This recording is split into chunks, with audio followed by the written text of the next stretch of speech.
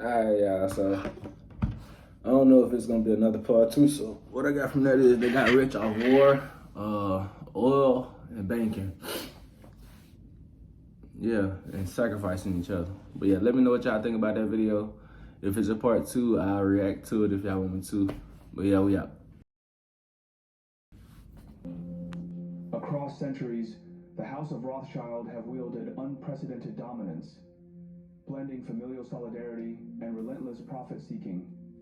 From modest roots, they rise to influence international finance, wars, and politics, and become the most formidable banking dynasty of their age.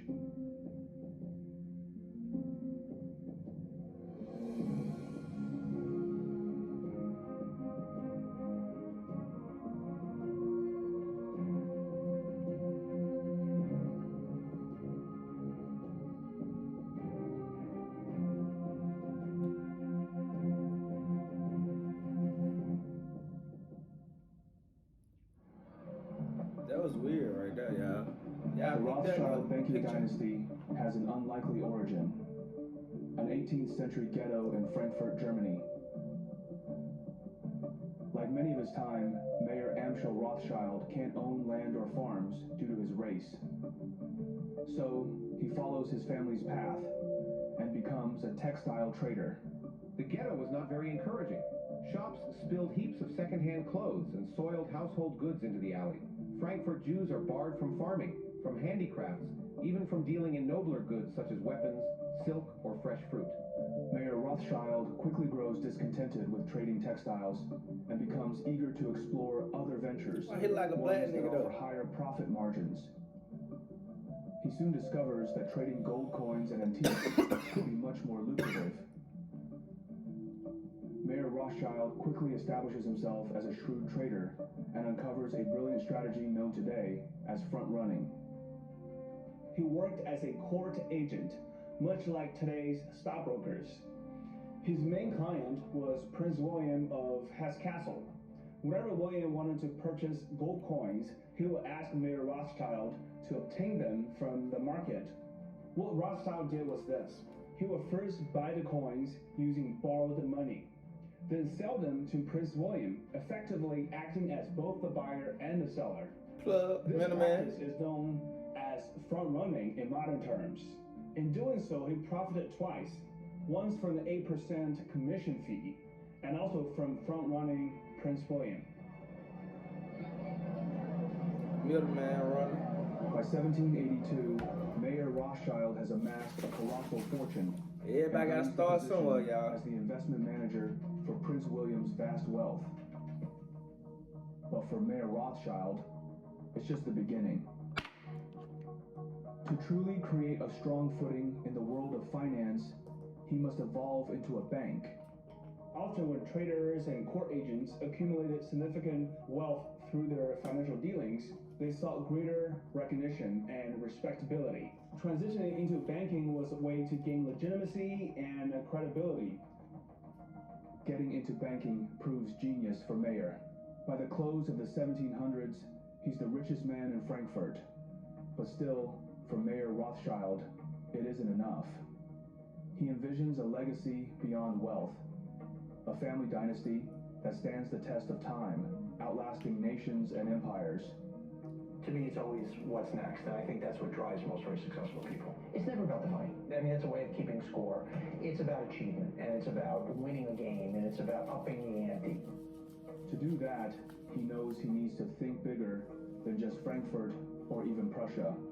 To expand, he dispatches 4 of his 5 sons to the great capitals of Europe: Vienna, Naples, Paris, and the jewel of the empire, London.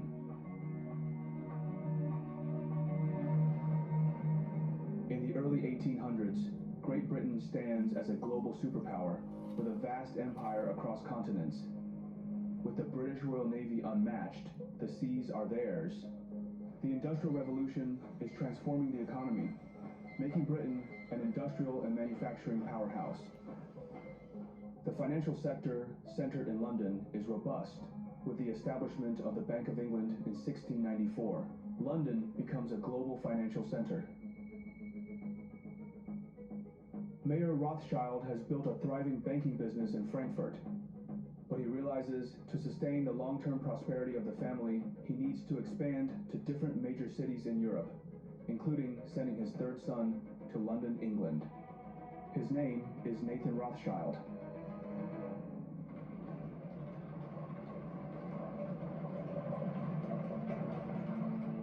For Nathan Rothschild, the pressure is immense. He feels compelled to demonstrate to his father that he is equally capable of upholding the family legacy. Nathan was a fiercely ambitious and competitive man, as quick to take offense as to give it in his business dealings. With £20,000 his father gave him as investment, Nathan plans to maximize it as quickly as possible, by any means necessary.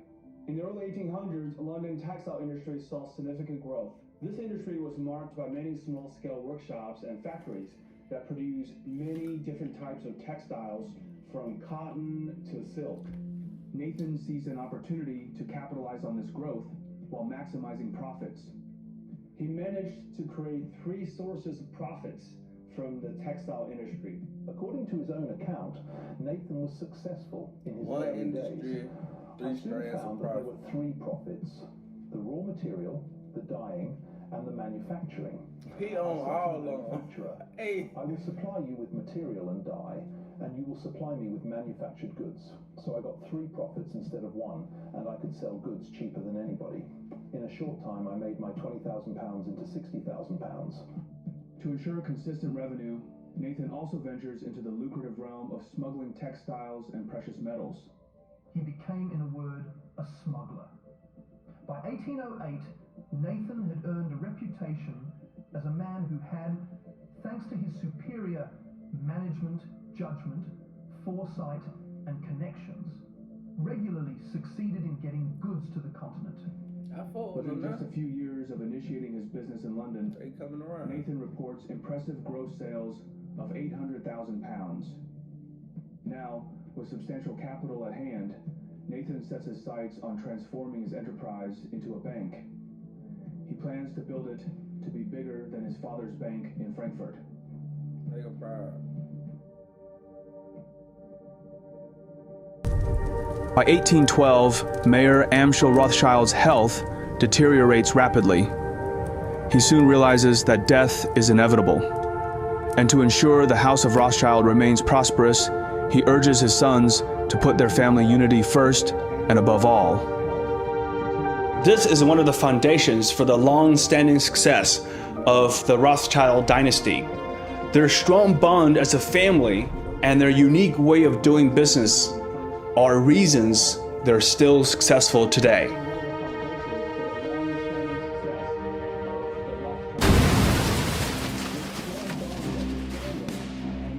As the Rothschild sons establish their banking houses in different cities, Europe enters an age of wars set to span over a century. Whereas the 18th century wars had tended to be limited, had tended to end in a truce where people sat down and negotiated, the wars of the 19th century, at least some of them, became increasingly ideological and increasingly difficult to stop. Thanks to its sophisticated finance system, the United Kingdom wages 6 wars in the century without facing an economic collapse. Today we live in a world dominated by a single superpower, the United States. Indeed, it sometimes seems a little bit as if we've become part of the American empire. Yet Britain was the world's superpower for more than 2 centuries, exerting even more power beyond her borders than the US does today. By 1814, the Duke of Wellington wins battle after battle against Napoleon and plans to bring the fight to France. But while in France, Wellington realizes the need for a significant amount of French coins for expenses. Wellington's campaign was being fought at a time of unparalleled fiscal overstretch. In protracted campaigns like Wellington's in the Iberian Peninsula, more sophisticated methods of procurement were necessary. Above all, it was essential to be able to purchase supplies and to pay troops. Nathan sees this as a once-in-a-lifetime opportunity. If he can meet this challenging demand, it can elevate his bank to unprecedented heights. Nathan subsequently made what he had done sound easy. When I was settled in London, the East India Company had £800,000 worth of gold to sell. I went to the sale and bought it all. I knew the Duke of Wellington must have it. I had bought a great many of his bills at a discount. The government sent for me and said they must have it. When they got it, they did not know how to get it to Portugal. I undertook all that and I sent it to France, and that was the best business I ever did. By the mid-1800s, as Europe turns into a hotbed of war, its countries increasingly need the foreign exchange market. To start a war, you'll need money. If you lose a war, you often have to pay the other side. For the House of Rothschild, wars become a profitable business. Their network of banking houses provides a unique competitive advantage. Back then, the modern banking system was just starting, so they could charge high fees, sometimes as much as 8% for providing currency exchange services. But revenues from commissions are just a small part of their income source. The Rothschilds understand that in the world of finance, information is everything, and speed is king. They were one of the earliest successful forex traders, using private carriers and even leveraging well-trained horses and pigeons. The Rothschilds stay steps ahead of the competitors. As a result, currency speculation becomes their most profitable business. The profit for the London house keeps rolling in, and Nathan Rothschild becomes the richest man in the world. But even the most powerful man in finance can't defeat the ultimate enemy.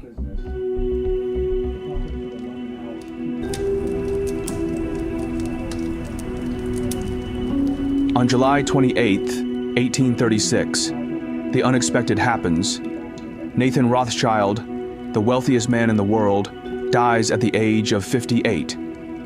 This was surprising because the Rothschild family was known for living long lives. In fact, when Nathan died, his mother was still alive, and she lived to be over 90 years old.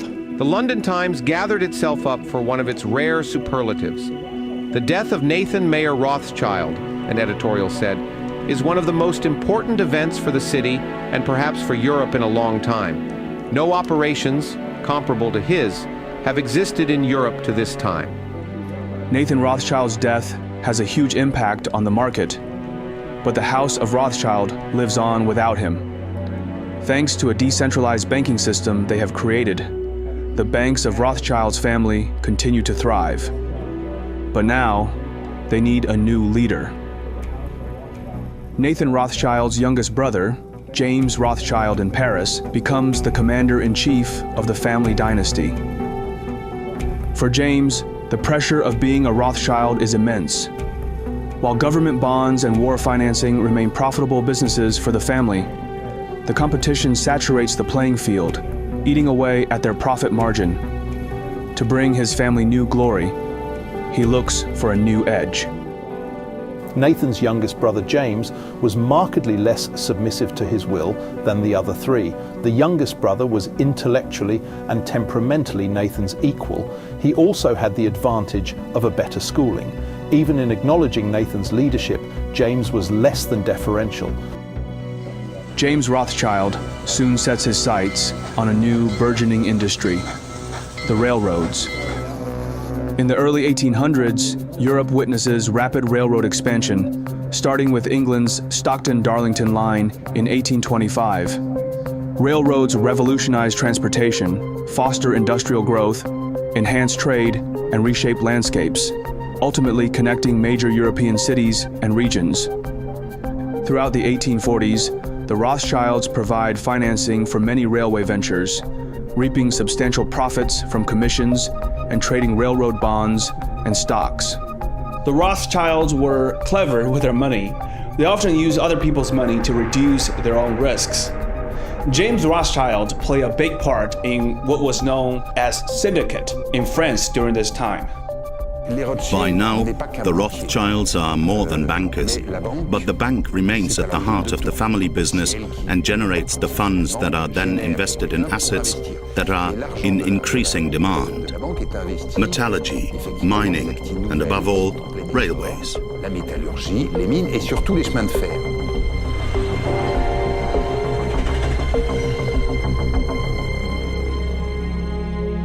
While profits for the House of Rothschild soar, average people struggle to make ends meet. The income disparity between the rich and the poor remains as pronounced as ever. The industrialists of that period of time are people who are out for themselves to make large fortunes as quickly as possible, even if it means pressing the envelope of what they have to do. After suffering consecutive wartime defeats, by the 1840s, the French government finds itself deep in debt. And as a result, the nation's economy teeters on the brink, leading the French populace to grow increasingly resentful of both the government and the financiers backing them.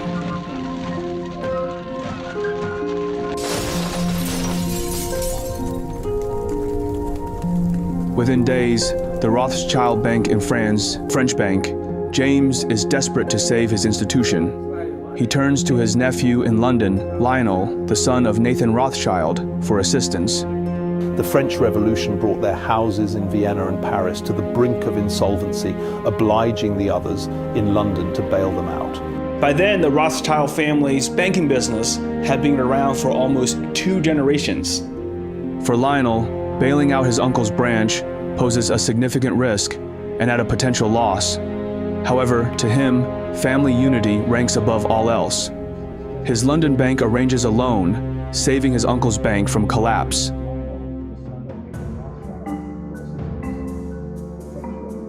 But it doesn't stop there. Lionel Rothschild believes in prioritizing his family, but he also feels compelled to uplift his people. Lionel thinks that to further the cause of eliminating prejudice against people of his ethnicity, it's beneficial to enter government. Lionel had a lot of money, so he used the money to buy a lot of press to help him get elected. By the middle of the 19th century, most of the restrictions on British Jews had been done away with. The Commons passed a bill permitting the seating of a Jew. In August 1847, Lionel de Rothschild mounted the hustings as Liberal candidate for the City of London. Lionel was elected. There is a problem. To be fully sworn in as a member of the Commons, he would have to recite an oath to the Holy Scriptures. But Lionel refuses and insists he will swear only on the Old Testament. Becoming part of the government is monumental for the House of Rothschild. As James Rothschild ages, Lionel gradually assumes the role of the family's patriarch. But what Lionel doesn't realize is that, though the House of Rothschild reigns supreme in Europe, a new banking empire emerges, poised to challenge their dominance. The early success of Rothschild is largely attributed to information, intelligence, and knowledge. Nowadays, learning anything is much easier as we have access to vast resources online.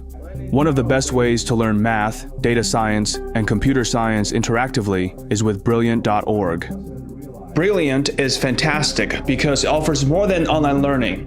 It's interactive, visually engaging, and perfect for busy individuals. Complex topics are broken down into bite-sized lessons, making it easy to master concepts with just 15 minutes of practice a day. Recently, I've been diving into their cryptocurrency course, learning about blockchain, and it helps me get a better understanding of crypto projects and whether they're worth investing in. Brilliant offers interactive puzzles, riddles, and games, allowing you to enjoy the learning process without having to simply memorize facts. They expand their courses with new content monthly, including How Large Language Models Work, a course designed to help people stay ahead of the AI wave. Additionally, you get to learn practical skills that can potentially enhance your professional career for a lifetime. Visit Brilliant.org/Phineas or click the link in the description for a 30-day free trial. The first 200 customers will receive a 20% discount on their annual premium subscription. Thank you, Brilliant, for sponsoring this video. Junius Morgan is a British banker of the merchant banking firm, George Peabody and Company. By 1864, upon Peabody's retirement, Junius takes control of the firm. Junius Morgan always had a gravely mature air. He was the sort of prematurely middle-aged young man old financiers found consoling. He was solemn and businesslike and always master of his emotions. Junius Morgan understands that to play in the big league, he needs to venture into government financing. And for a banker in the 1800s, nothing presents more opportunities than wars. In 1867, France tries to purchase Luxembourg from the Netherlands. However, Prussia opposes the move, leading to rising tensions. The Chancellor of Prussia, the notoriously ruthless military man, Otto von Bismarck, waits for an opportunity to strike. On July 19, 1870, Napoleon III declares war on Prussia. This declaration aligns perfectly with Bismarck's aspirations for a war that would further German unification under Prussian leadership. From the very beginning, Bismarck had a wild temperament, and it was very difficult for him to rein it in. He had these two sides, a clear intellect and tremendous precision. It was the combination of his wildness and his intelligence that drove him to escapades, drunken excess, or duels or fencing. Bismarck always wanted to fence to prove his manliness. I see him as a raging bull. Having financed wars for a century, the House of Rothschild possesses an uncanny ability to predict if a country will win or lose. They have no faith in France to defeat the formidable Otto von Bismarck, and it will not make sense to lend money to France. While major banking houses like Rothschild and Baring avoid lending money to the French government, Junius Morgan sees this as the opportunity of a lifetime. It doesn't matter to him if France can win the war. What's crucial is if France can repay the loans. He quickly understands that even if France loses, the nation's economic resilience ensures their capability to pay back the loans. Although French politics was very shaky at the time, the French economy was very diversified, and more importantly, it had a very efficient tax collection system. Through his syndicate, Junius Morgan raises over £10 million for the French army. As an American banker, he also grants the French government access to purchase American arms.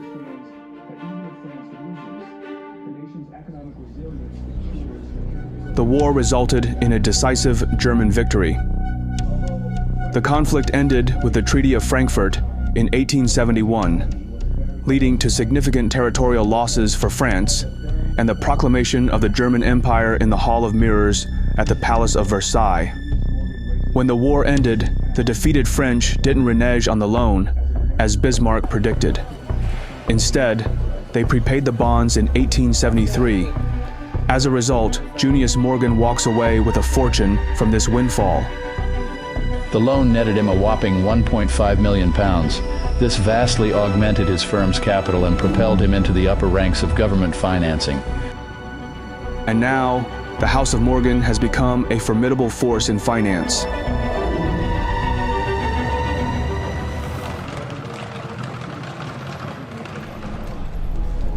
While Junius Morgan strives to establish his banking dynasty, the House of Rothschild faces mounting challenges.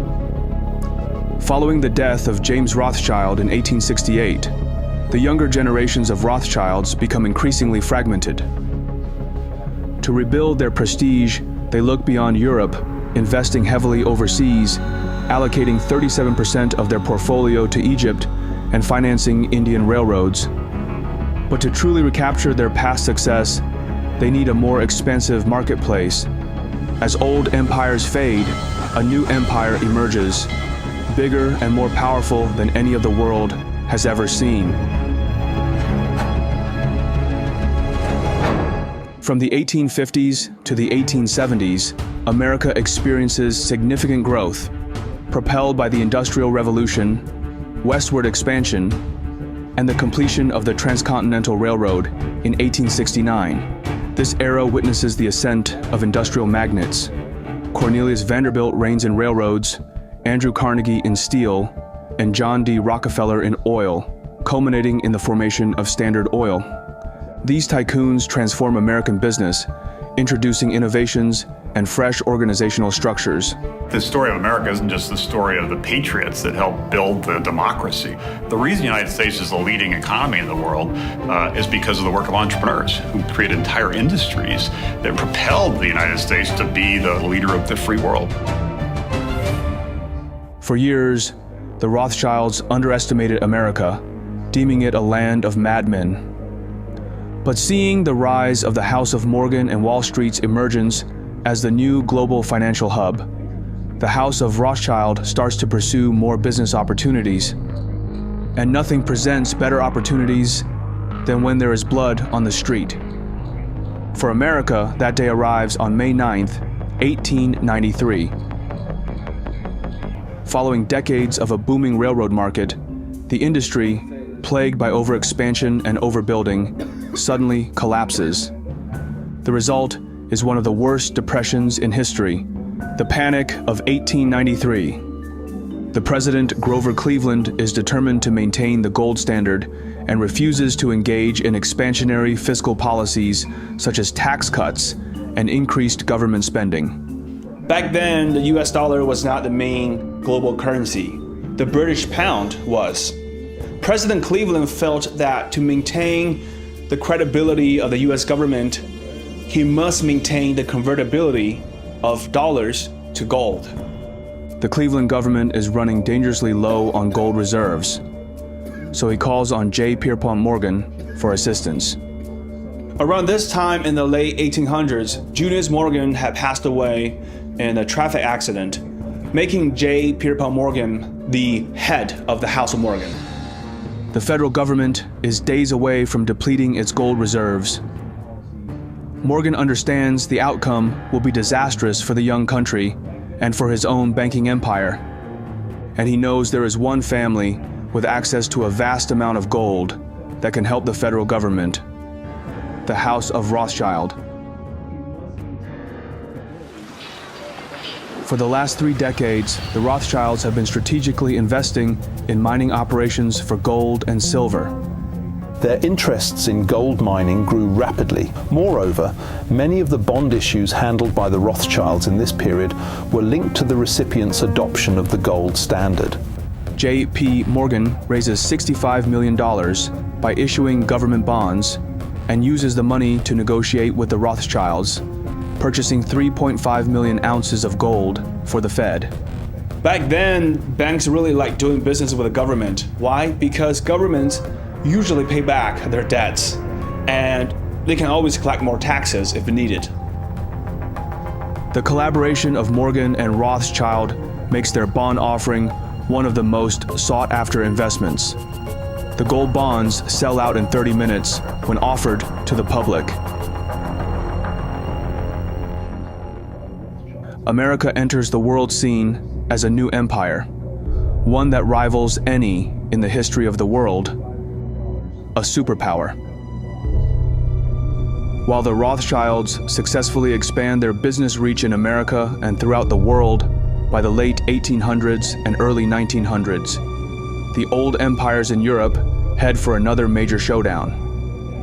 By the early 1900s, tensions among European powers reach a boiling point, fueled by imperial rivalries, military buildups, and complex alliances.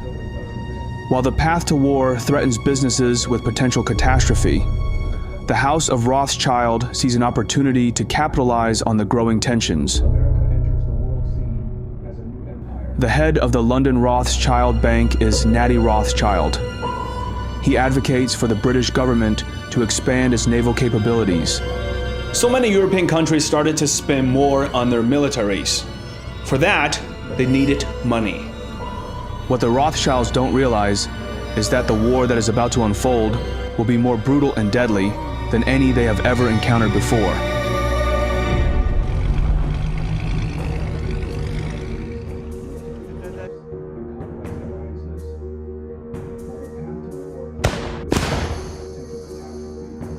Following the assassination of Archduke Franz Ferdinand of Austria-Hungary, Europe plunges once again into full-blown war. Look at Serbia. Serbians are saying, we don't want to be ruled by the Austro-Hungarian Empire. That's an old, tired, imperialistic structure. We are our own country. It's the Serbians who assassinate Archduke Ferdinand and his wife Sophie, and of course, that's the trigger that begins the whole conflict. This war features trench warfare, new weaponry, and results in massive casualties, with an estimated 10 million soldiers and 7 million civilians dead. For the first time, members of the Rothschild family align with opposing sides. Though the Rothschilds survive World War I and even profit from war financing, their scale of operation is overshadowed by the rising banking dynasty in America, the House of Morgan, now led by J. Pierpont Morgan's son, Jack Morgan. The Morgan Bank serves as the key financier for the U.S. government during World War I, raising funds through war bonds and extending crucial loans to European allies. In 1935, the Jewish Chronicle ventured to suggest, with perhaps a hint of relief, that the Rothschilds' heyday was waning. The most intellectually gifted of the next generation of Rothschild men turned his back on the family business. After World War I, the House of Rothschild finds itself in disarray, and different banking divisions pursue various objectives and become more integrated into the countries where they operate. At the same time, Europe sees a surge in anti-Semitic sentiment, driven by economic hardships and political unrest.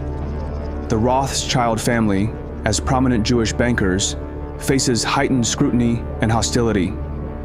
In Germany, following its defeat, the nation endures one of its most severe economic downturns.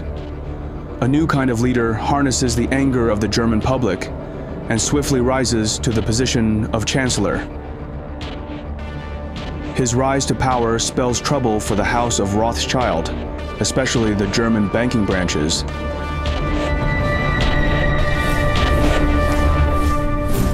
In 1939, just 21 years after the end of World War I, the biggest war in human history erupts.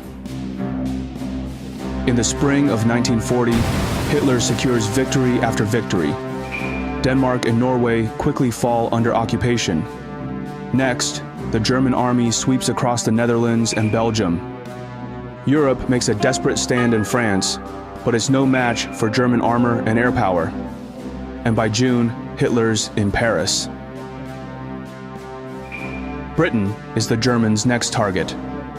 If Hitler conquers Europe, the House of Rothschild will face its certain demise. While some Rothschild members engage in resistance movements against the Nazi occupation, many flee Europe to escape persecution, seeking exile in safer countries. When German tanks rolled into Paris in 1940, the French Rothschilds were in grave peril. The older ones, Edward, Robert, and Maurice, managed to escape. They ended up by sundry paths and stops in the United States or England.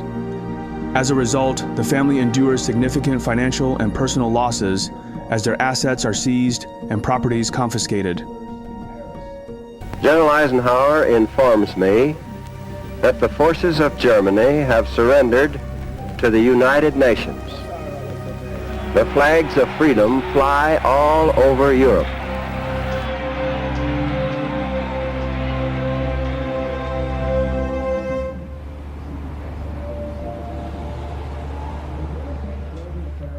As the Rothschild dynasty becomes increasingly fragmented, N.M. Rothschild of London takes on the challenge of rebuilding and carving out its own direction. For N.M. Rothschild and Sons, their core competitive advantage remains government financing. This has also been a core strategy of the Rothschilds.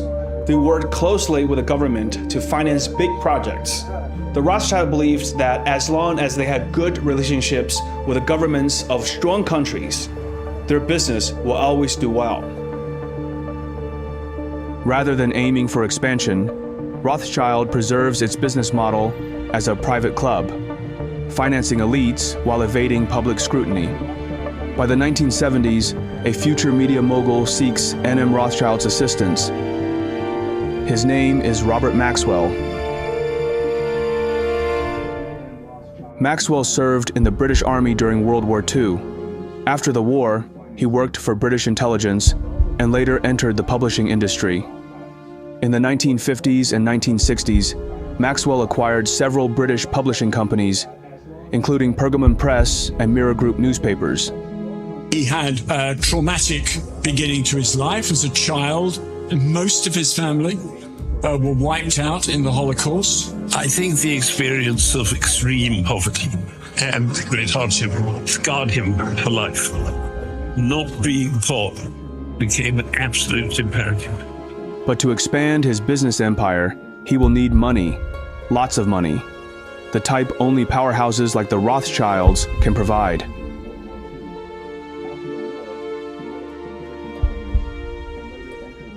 In the 1980s, Maxwell's investments look like they're doing well, but trouble is brewing inside N.M. Rothschild.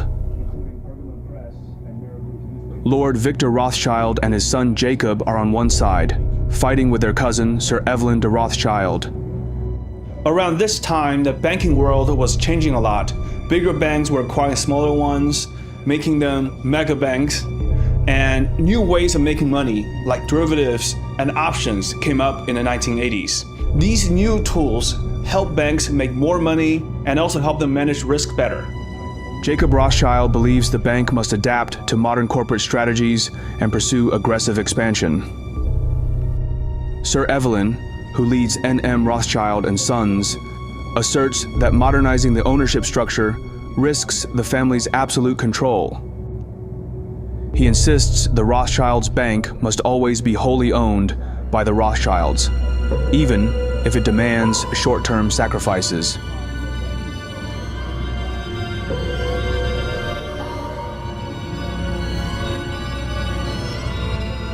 But family drama soon become their least concern. A massive scandal erupts, threatening the Rothschilds' reputation. The millionaire newspaper publisher Robert Maxwell is dead. He disappeared overboard from his private yacht early this morning while cruising off the Canary Islands. In the early 1990s, revelations surfaced that Maxwell misappropriated hundreds of millions from his employees' pension funds to sustain his enterprises and luxurious life. I feel that, and I've grappled with this a lot, I feel that possibly the line between suicide and an accident is less clear-cut than we tend to assume. Maxwell's mysterious death in 1991, after vanishing from his yacht near the Canary Islands, spurs investigations into his financial misdeeds. While the Rothschilds' involvement in Maxwell's demise remains unclear, the event blemishes their reputation. But for Sir Evelyn de Rothschild, the scandal reaffirms his beliefs about the bank's need for discretion and privacy.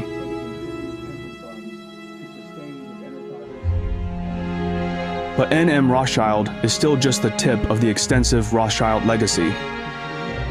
By 2023, the Rothschild family diversifies its interests across multiple sectors, extending beyond traditional banking. Their enterprises encompass investment banking, wealth and asset management, private equity, and philanthropy.